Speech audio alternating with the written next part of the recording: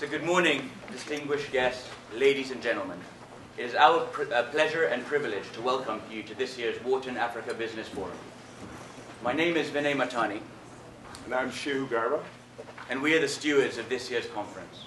To provide some perspective, it may be of interest for you to hear about the conference's rich history. First hosted in 1981, and now in its 21st year, the Wharton Africa Business Forum is the pioneer Ivy League business conference dedicated to Africa.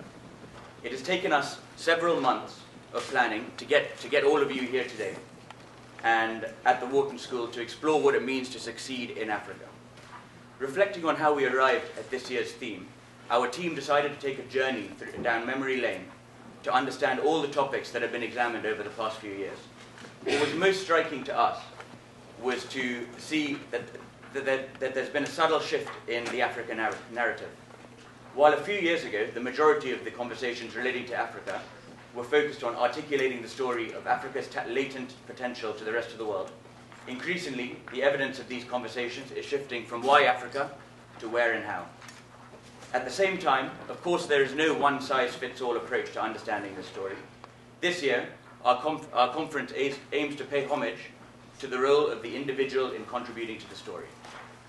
It is our aspiration for this year's conference that all our distinguished guests and speakers today, by sharing their own personal stories, can bring diverse perspectives to the table and help challenge the beliefs and convictions of Africa's present and future.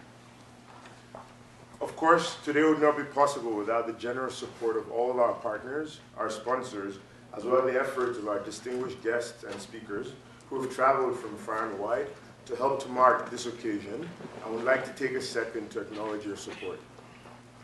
It is our hope that over the course of the day, as you provide insights into your personal experiences, it will serve as inspiration to all of us here gathered.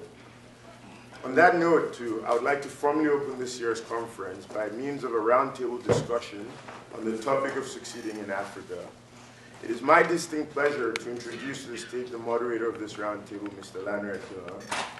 Lanre is editor of This is Africa, a Financial Times publication, which focuses on the policy and the business environment across the continent, as well as Africa's strategic relationships with other world regions.